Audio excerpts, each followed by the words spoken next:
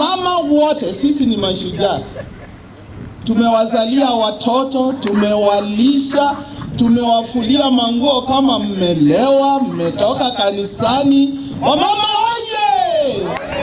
Wamama oye! Sijaona wazee wakitupigia makofi.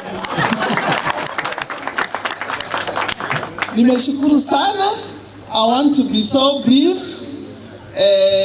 Jambo moja tu ambalo linazidi kutufanya tuzembee kidogo wa mama.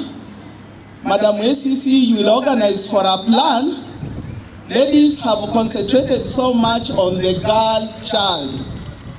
Tumesahau the boy child.